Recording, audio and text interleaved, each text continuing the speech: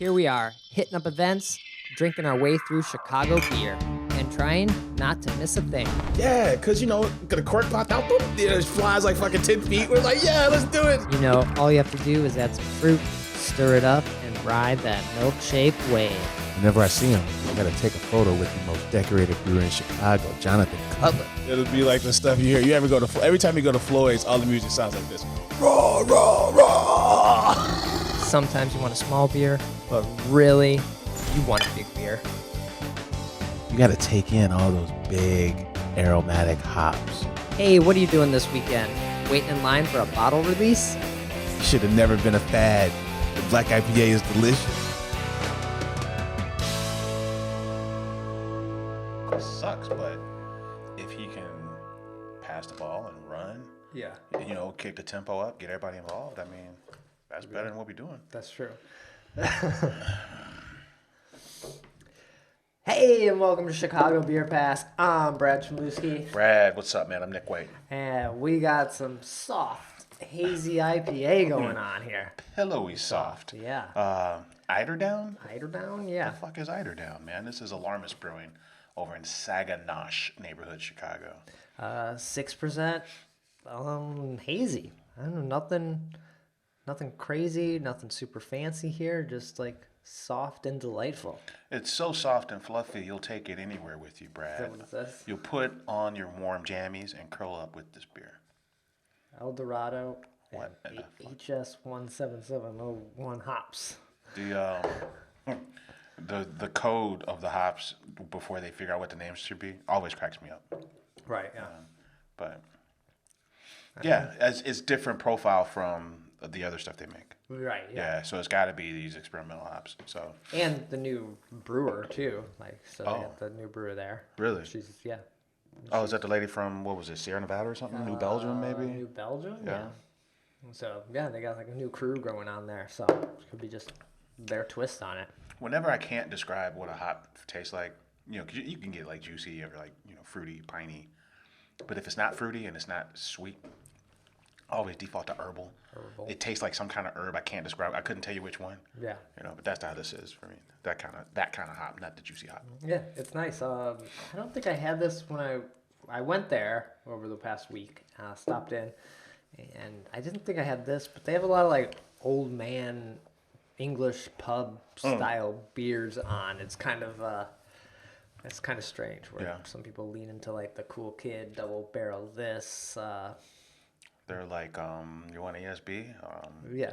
You want this You brown? want a mild? So funny, just beer flavored beer. Yeah. 3-4%. Mm-hmm. But I'm not mad at that. Yeah, I think they had. I had a Vienna lager that they had on. That was good. Yeah. That sounds nice.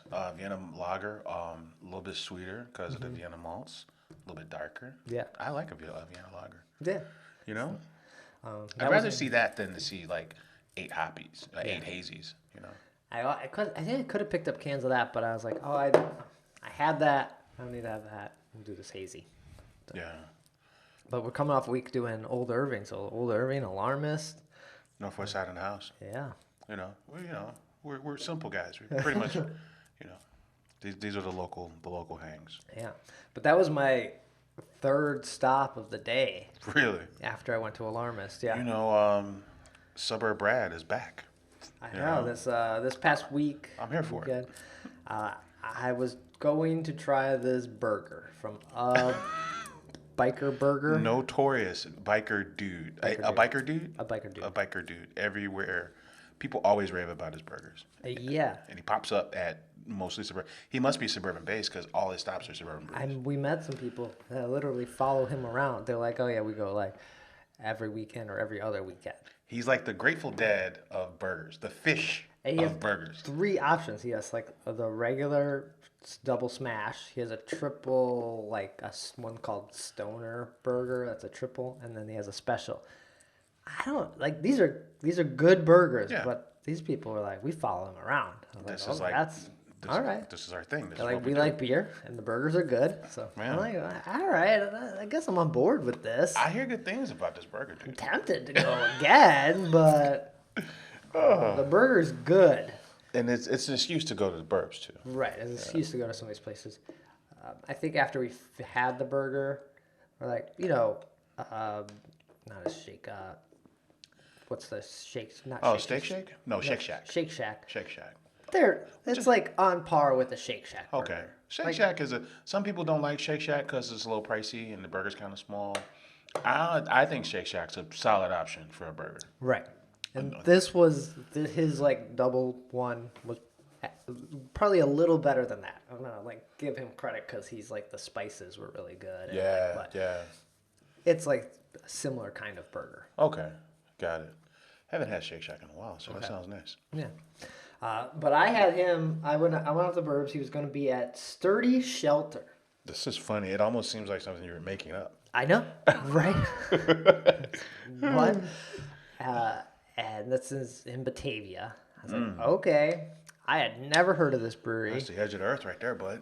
Turns out they are pretty new, and the burgers I think went on sale at like 4:00 or something. Yeah.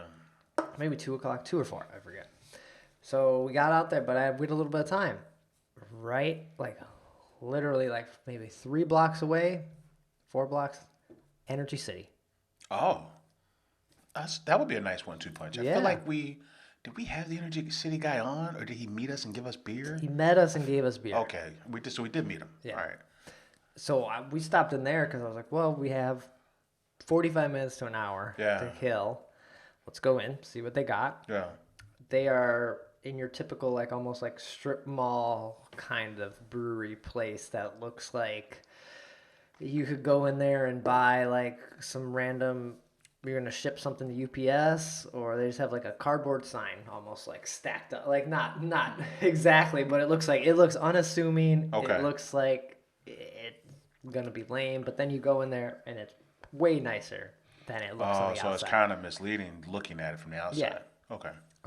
And they had 4 or 5 beers just opened up that they're like, hey, want to sample some of these? We're just giving out samples. Like, I think that's what they do because they have all these weird flavors and people probably ask for them. And they're like, I want to try, mango ghost pepper and milkshake this. And I remember now. Yeah. He's heavy with the adjunct use. Mm-hmm. Yeah. And then they have a few hazy IPA beers. I think they have a porter as well. And then there was a tamale guy selling tamales in there. Huh.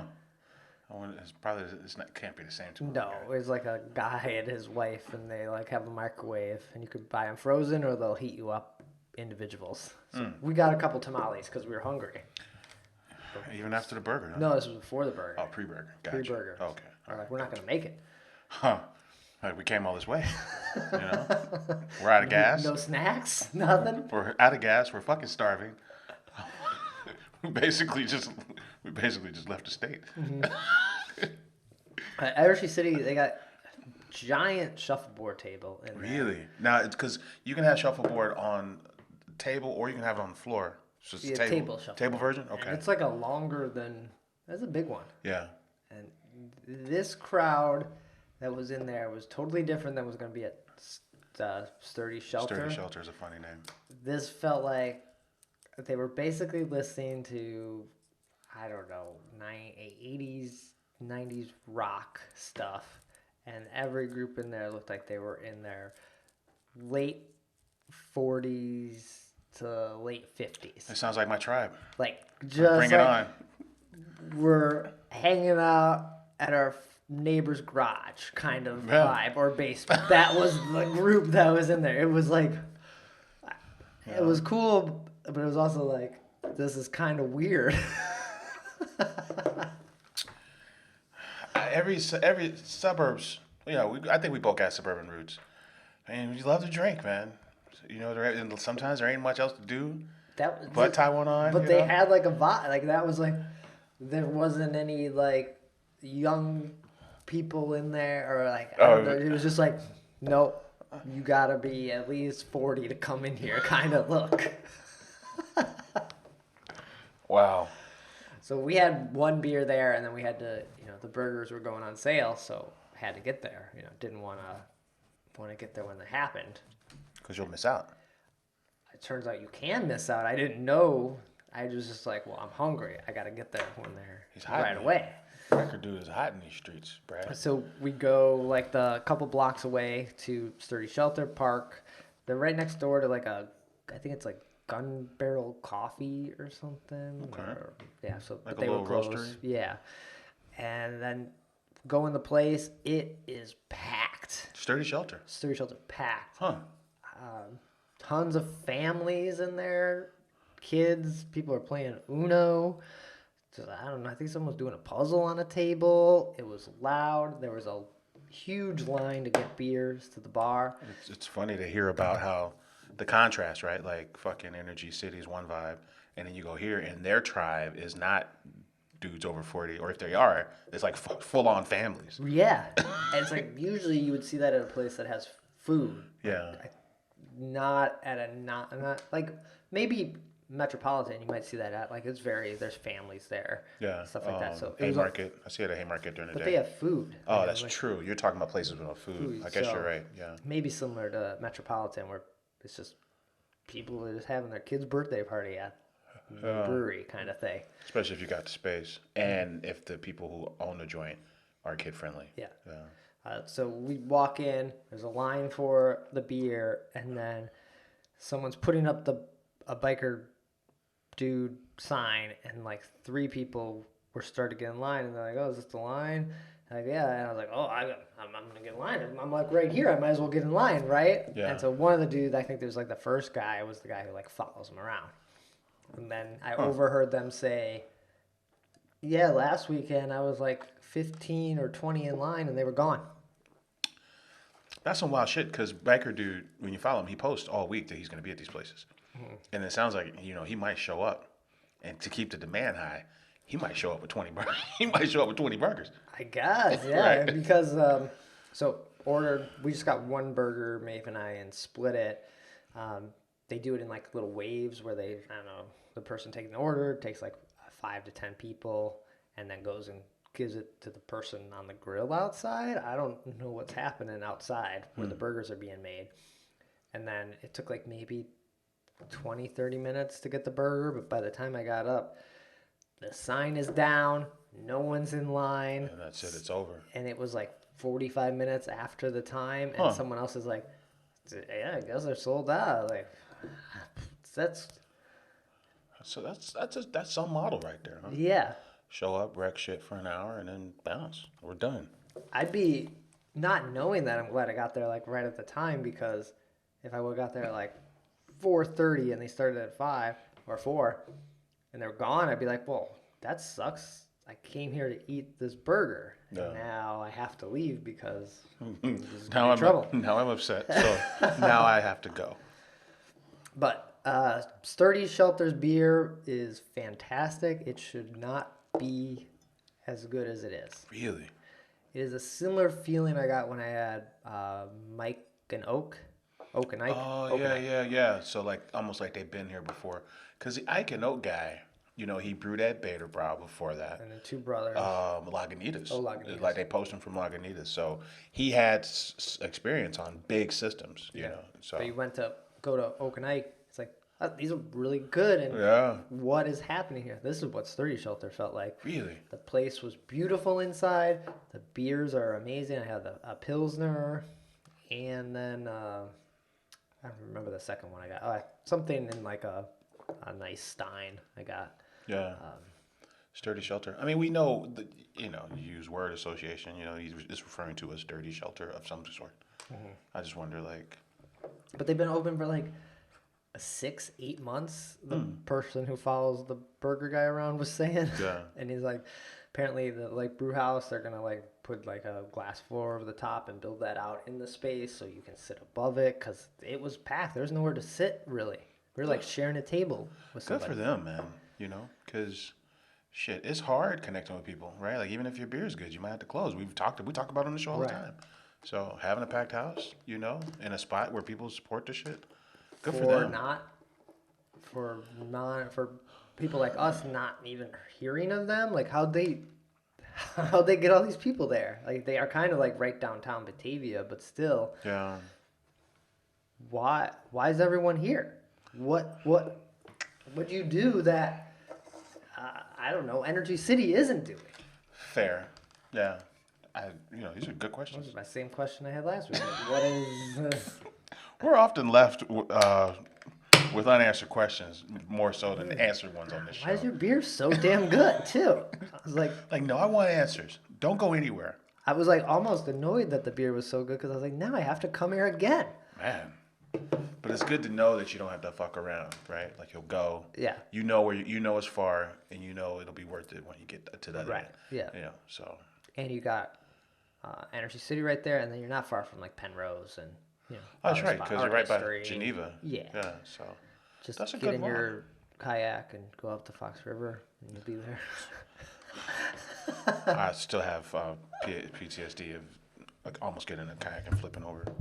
So, but yeah. But that's a good hang, man. Yeah, and then we, on the way back, stopped in Alarmist. So, Nice. yeah. Suburb Brad, I'm here for it, man. I love it. This burger was good. I'd go to it again if it's at a place I hadn't been to. I think the next day he was gonna be at So Hop, but that's even So farther. Yeah. Batavia, so I don't that's even know like where that is. that's so far. I've been there. I couldn't tell you where I was. Okay. It's out there. You're past the Huntley Moor. Yeah. It's good though. I think hitting these spots and getting to the bottom of some of this stuff, and just not seeing it on pictures, just knowing what it looks and feels like. Mm-hmm. That's good. I'm excited about that. Yeah, but I recommend the burger. Recommend 30 Shelter, and then you got Energy City right there. Have some of their like fun beers. Like they're just fun to try. Yeah. Yeah, that was my weekend. Well, you were drinking your apple juice. Yeah, the Apple Juice Fest, the 9th annual Apple Juice Fest, aka Cider Summit at Navy Pier. I'm standing in line. I ran into Mike Miller from Delilah's, right? So because I'm there half hour early. Okay. There's the whole reason I'm going because it's the early session. I don't want to fuck around at Navy Pier. Okay. But the one thing I thought about when I was in line, I was like, man, if this party was in the summer, I wouldn't come. And if this party was in the afternoon, I wouldn't come. Why? Because I hate Navy Pier. It'd be packed. I fucking hate Navy Pier. Yeah. So, but 11 a.m. slot on a Saturday in winter, it all works out. It's in the Grand Ballroom. Yeah. You've been to this joint. I think the best party I went to there was the Sierra Nevada. Remember they did the Beers Across America for their 30th anniversary. So they had parties in 6 regions, and the Chicago one was in the summer, but the windows were up, so you could go out on the. It's like an open air building, so it's got a big ass, patio and shit. So that party was really cool. That's the coolest thing I've done in that building. But this was nice. This was Cider Summit. Now my picture said I haven't been there in 10 years. Whoa. I haven't been since I guess the first one, right? It popped up fucking 10 years ago. So first thing I noticed was there's Cider Summit on the main level, and then there's a pavilion upstairs, and they call it the Fruit and Spirits Pavilion. Okay. So that's where your mead is. That's where your ginger liqueur is. And that's where your straight up whiskey and cocktails and shit are up on the top level. So when I went the previous time, all the cider was on the main floor. Mm-hmm. Upstairs around the ring that looked over the main floor was all meads. I don't Interesting. know, 20 different meaderies. Then that inside area was some ciders like Eris and cocktails, maybe 10 of those places. Yeah. To be honest with you, I was surprised at how few vendors were there. Because, to your point, they could have put way more vendors in there. The entire upstairs loops around, but there were only vendors near the stairs. And so I would just say on one end of the pavilion, and even downstairs, I thought they were kind of sparsely spread out. I would say, I could be wrong, but it felt like maybe just around the outer ring of the Grand Pavilion, it was maybe 8. Not a lot. Seemed like a lot. Not a lot. And then there was in the middle there was a long table of both sides. Yeah. So maybe 8 more. Okay. So it felt like I would say near 20. But we've talked about it his cider. It had its moment, and seltzer had to have kicked its ass here. Maybe not people are just I'm not gonna make cider, but maybe they're just not selling as much. You're not gonna just chop down your apple trees. Yo, apparently, and Virtue was saying this when we went up there over the summer, that these if you got access to trees, you know, these are like 100-year-old trees that the ciders are coming from. So you got a tree that's like 7 years old. They don't even use those for apple cider. Yeah. So I didn't understand that part. So I was drinking cider ice wine. I was drinking on some of that. Okay. From a crew called Eden in Vermont, and then locally, Two Fools had the best thing there. It was this fucking Pommeau, which apparently is apple brandy, and then they blend in some fresh apple cider. Oh shit. Okay. So this thing's like 20%. So it's fucking go time. So we're cruising around the spot with this 20% fucking, apple brandy. Yeah. Living. It was fun. It was really fun. So I think one of these places, this would just be apple juice, but could they brand it as non-alcoholic cider? You think people would like buy it and be duped for like? There is non-alcoholic. The non-alcoholic game is very strong, along with the seltzer game. Yeah. There's a lot of non-alcoholic cocktails, and one of them is non-alcoholic mimosas, right? Sure. So I mean, I guess, right? It was a good hang. I think what I learned was that cider companies federally are recognized as wineries, so they all register as wineries, and they make cider because there's no like cider license. So if you own a cidery, you basically are a winery. You can make wine. Okay. Yeah. So I learned that. We talked about Pommeau. We talked about ice wine. There was Cider Summit is the party at the end of CiderCon, which is a week-long festival. Okay. Yeah. So we ended up, I think Thursday night at the hotel where everyone was staying at CiderCon. They had like a big gigantic bottle share on the top floor of this hotel. And I saw way more cider producers there, than I did at the festival. Huh. So I think a lot more people were in town for CiderCon, and they just didn't bother registering for Cider Summit. Doing the fest. Yeah. Well, I believe we talked about it with like other people before. People like get burnt out on the fest kind of circuit, or there's zero reward in it at the moment. Like you had this Vermont cider. Yeah. You're probably not gonna pick it up at the store. Right, if you can even, if they even distro here, right? So it does someone no good, and the cider drinker that's going to buy it in the store probably already knows their ciders, and they're not going to get turned on to someone new. Maybe not, but me, if I'm going in and buying ciders, I have like 3 ciders that I'm like, oh, I like these ones. Yeah, I learned there that I like pear ciders a little bit more. The pear cider, when you have them in a row. Maybe, yeah. Right? I think you're right. Because there's the cider and perry section at Fobab. That's right. Yeah. So I had a pear cider. There's probably more ciders and perries at Fobab. Right? Yeah. Champagne, I tasted more like champagne than pear one. Yeah, when you have them all in a row. One producer, and he's got a dry cider, a sweet cider, and a perry. And the perry just jumps out. I mean, it just speaks to me more. Okay. I fucking dug that one more. So it was a good hang. Yeah. Ton of people there. Cheers to Michelle Foy. She had this gigantic fucking trophy from the Michigan Cider Association that she won for her berry mint cider, which was quite nice. It was different. Not a whole lot. There wasn't any of them there that were doing berry or mint. So that was cool. Okay.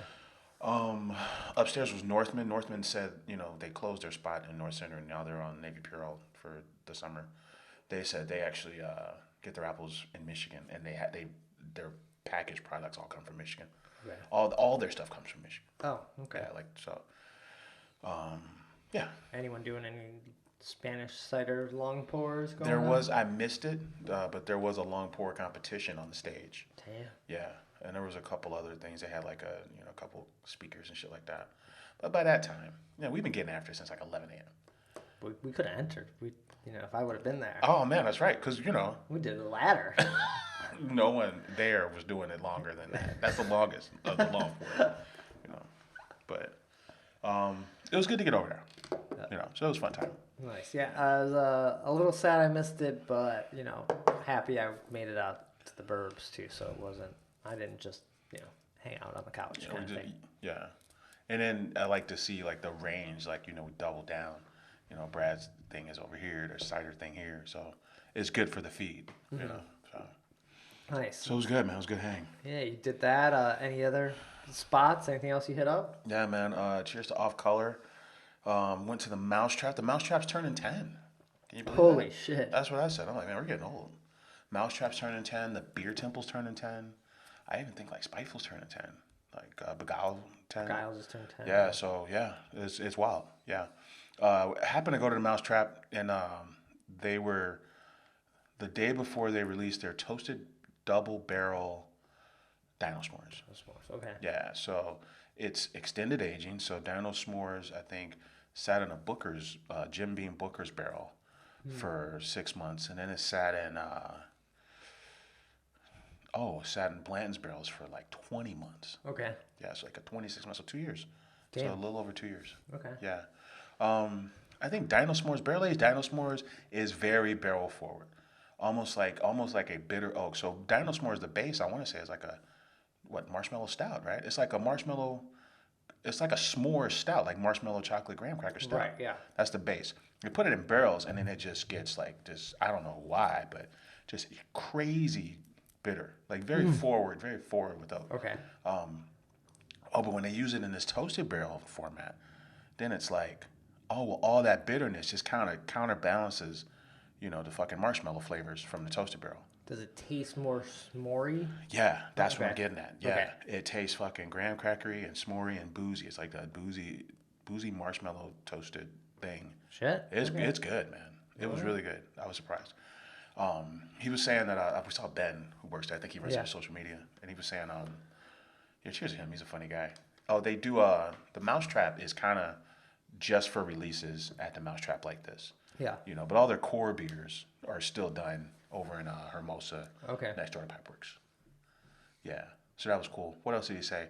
Oh, we talked about the Beer Force series and how that didn't exist when they opened. And I think the very first one was Beer for Tacos, Okay. and followed by Beer for Golf. He said Beer for Tacos was actually a collab with a crew called Game Chicago. You know where Cindy's is in the Chicago Athletic Association? Oh. It was a collab with them. And then the pandemic hit.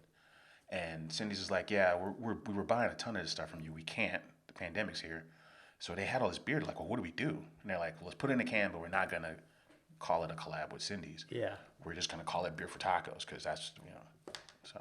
And that's where Beer For was born. And it's been, I think it's like almost 80% of the stuff they sell is Beer That's For. crazy. Did you tell them how much we like that beer for lounging? I told them about Beer for Lounging, told them about Fox in the Snow. Yeah. And my favorite feature of their Pivot is the little cute, tiny 250 milliliter bottles. Big fan of those. Yeah. Commitment issues, man. I don't need a bomber, right? No. Give me the little bit. So double barrel is in little bottles? Double barrel is in a stubby 16 ounce. Okay. Yeah, stubby 16 ounce glass. Okay. Shout out to Beer for Burgers. We got to try that. I think, I'm drinking this barrel aged beer from them. You don't think about barrel aged beer, bourbon barrel aged beer. Right. You think about like funny barrels. I mean, fancy barrels like wine and champagne and all this kind of shit. Yeah, yeah. So he's like, we really like the impact that bourbon barrels have on lagers. So Vienna lager, Beer for Burgers. It's a barrel aged Vienna lager. Oh. So it's got some really fun moves, like that kind of creme brulee, kind of charred caramel thing comes across really nice. It's a 5% Vienna lager that's been bourbon barrel aged. That's Beer for Burgers. It was actually really good. I had never had it. No, I've never had that one. Yeah, their runs are really small. I never get around to their stuff. They had 16 on draft, and I'm like, I haven't heard of like most of these. Damn, okay. So good for them. They keep it small. They keep it nimble. They just crank out new brands, and they kind of sell them pretty quick. Nice. So Cool. it was a good hang. I hadn't been there in a while. So. Nice. Yeah. I also hit up Metropolitan. Oh, right I on. know you went last week, and so I basically did what you did. I had the woke Woke as as hell. Hellas. That Fucking was tasty. Nitro, man. The dry hopped Dynamo. Oh yeah, Mount Hood hops. That was tasty, and I had a Seps. Oh yeah, that's Like, right. give me a Seps. I was like, Give me a yeah, I'll take a Seps. Yeah, Give me a Seps. Nothing crazy. yeah, Beer flavored beer, man. right. And I finished the night with a can of Metropolis coffee. I hope Metropolis does tours at some point because that's their headquarters is in the same mall, Yeah, and they're the only ones that aren't public facing. The distillery's there, Justin and Moore, Yeah. Metro, and Metropolis. especially since all the coffee program from Metropolitan Brewing is Metropolis. Right. It'd be nice to just pop into Metropolis, grab some beans for the month. Right. Maybe, See take a what few they're pictures and doing, shit. yeah. Maybe get poor. Give us something. Quit fucking around. Yeah, I feel like they need to open, especially with that much foot traffic now. This was a Wednesday night, and it was pretty busy there. Yeah. I mean, goddamn well we love coffee in this town, Metropolis. What are you doing? Give us a very tiny tasting room. Yeah. So just following your footsteps there, hitting that up. Yeah, I do like. It's weird how I hadn't been. We rode bikes to 312 Day, and one of the stops was Metro. Yeah. I think that's the last time I've been, which is weird because Metro's kind of on the route. Okay. So it's nice. Yeah, I go every now and then. Just because it's an easy spot to like get together with people. There's usually space. In the summertime, it's real nice to just be outside. So. Yeah, I think they might have a my back party on the horizon. Oh. They okay. wouldn't confirm anything, but yeah. They didn't deny. But they didn't deny it. Yeah. Really? So. Any other stops? Anything else? No, I think that's it, man. Okay. That's pretty solid run. I'm very excited about the run. I'm just looking at the photos here, man. Make sure we didn't miss anything, man. No, I think we did a good job. Good job, Ed. Good job, everybody. You got to get to Sturdy Shelter now. It's only 45 miles away. Yeah. It's only 90 round trip. Right. Throwing a podcast. Good. Cool. Well, anything happening coming up this week people should know about? I did see they're having an anniversary for the fire at Twisted Hippo. I was like, Chicago Fire? No. For the fire. For their fire. For their fire. Twisted Hippo fire anniversary. I feel like that's not something you want to celebrate. Yeah, but they're partying, man. They're partying at that Temple's Tao. What is it called? Oh, the place that was right next door to them? Exactly. Yeah, Twisted Hippo. I'm like, man, this would be a good reason to get over and support the Hippos, man. 1 year anniversary of 1 year neighborhood fireversary. Okay. That's wild. 7 to 10, February 21st at Temple Style Pub. Okay. So yeah, it's on Montrose, right by the old Hippo. Yeah. Yeah. 1 year neighborhood fire anniversary. Damn. Okay. So. All right. So that's a couple weeks. I don't think I'm gonna make it to the Burbs this weekend. No. I think I keep it local if I go anywhere. Art history sounds pretty good though. It does, especially if the Burger Dude's gonna be there. Good call on getting there early because I would just show up whenever I show up and I'd fuck around and miss it. I know. You would think that it's like a food truck kind of situation, right? Like I'm gonna be there at this time, but it's like till I sold out and I only bring 2. Well, we ate a couple of them when we were firing up the grill, so now we're down to 6. Yeah, sorry. That was wild as hell, man.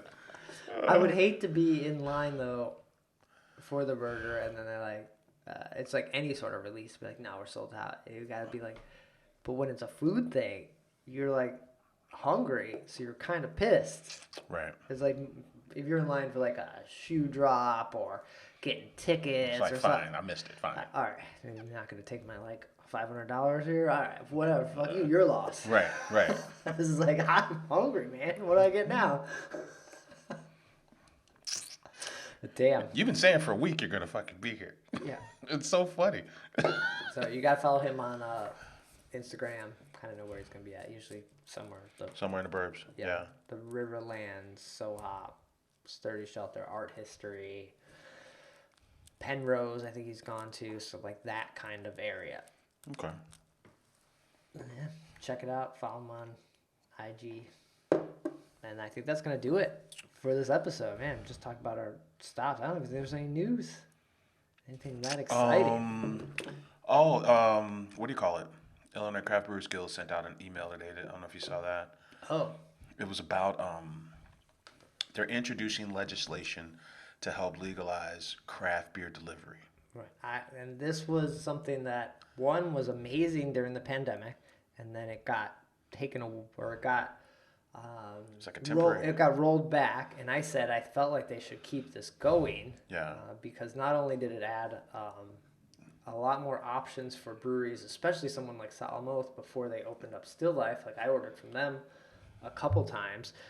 But just the idea then you could almost, I don't know if you could partner with someone like Drizzy or something like that. Drizzly. Tavor. And just have it then delivered. The way Uber Eats comes to the crib, I feel like any brewery locally should be able to come to me. Right. Right. I'm with you there, man. It's called a brewer's shipper's license. So it mirrors the exact same license that Illinois winemakers have had since 2007. Okay. Wine a winery could roll up and just put it on my porch. Right. for like almost 20 years they've been able to do it. Okay. Yeah. Then this is an easy pass. Yeah.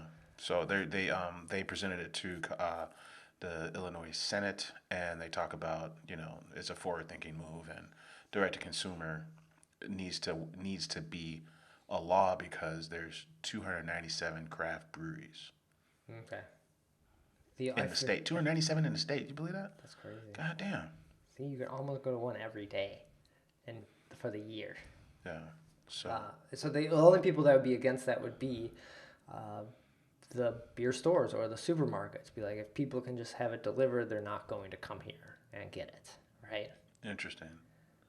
Because I would think it would, I feel like it would just encourage more drinking, right? Because like, I would want Scratch. Only place I can get Scratch, I think, is on draft at Beer Temple. They're not going to deliver. And that's what I'm saying. And also, I don't even deliver. So I would kind of want, it would encourage me to try stuff I haven't tried. Some of these other places, yeah. Like things like, we got a message from Buckle Down guys, and like, hey, I don't see it that often at the store, and if I could get it delivered, might be more likely. Or a skeleton key, I never even seen it in stores. Right, like, and then how far does it even make it past wherever they are? Yeah, so it'd be cool for stuff like that. I'd love to, bring the regional stuff to me. Yeah. Regional just being Chicagoland. Yeah. And then when you mentioned that, what was it, 278? That's wild. It's gonna be 279 because the Guinness is opening. Oh man, so we do got some news. We do got some news. I forgot about that. I got an email about invite. West Loop. Yeah. It's opening before St. Patrick's Day.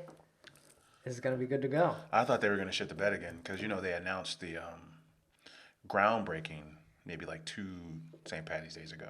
Yeah. And it was wet, rainy, gross, And I'm like, this won't be ready for a year. And then the year went by and it still wasn't open. Right. So, well, how about that? Yeah. So I need to respond to this email, and then we will or something. And I want to go. And they're not going to make Guinness because the other one doesn't make Guinness. There is a stateside Guinness brewery in Maryland, right outside of Baltimore. Oh, I thought they didn't make Guinness. No, they're still shipping that from St. James Gate. So, I'm saying there's a Guinness brewery in Maryland. So I was like, they're not going to make Guinness. No, I don't think so either. They're going to make probably some other things. All these other things. It's going to be a bakery too, I think they said. Oh, that's cool. Yeah. And be just in time, can stock up on whatever they got for St. Patrick's Day party here. Open Gate Brewery, I think they call it. Open Gate, yeah. Right in West Loop, man. West Loop is ground zero, man. I know. All the restaurants, now they're getting a Guinness. It's where most people currently who are moving to Chicago, like I was watching, this is off subject, but I was watching something that's basically the Chicago population in the next 10 years will double. Oh, because everybody's moving out west, or west of downtown. Moving here, people from the south, like people talk about people leaving Chicago, but people from the south are moving here just because there's a lot more jobs, there's more companies moving here. So our population could go from it's like almost 3 million. Right. It's supposed to be like, it's like 8 million in the next like 10, 15 years. That's crazy. Man. And West Loop is like the spot. I fucks with West Loop. I would live in West Loop. You can't afford it. No, I can't afford West Loop. You gotta get that job at Google. And, bartend at the aviary just to get by. I don't think, that's not. Yeah. Maybe a Blind Barber. I like Blind Barber. I've never been there. It's a little barber shop. Okay. And then you walk. It's a regular barbershop, working barbershop. One little You're door. gonna barber? No, you walk. You walk through the back. There's a door. You walk through the door, and then it's a big ass nightclub. Oh, okay. Yeah. What are you gonna do at the nightclub? Oh, you just go. Oh, you just go, not work there. no, I would work there. I'd give people, line people up. Maybe make some cocktails or something. Okay, all right. Maybe. We'll see. I don't think that's affording you a place. I'm honestly.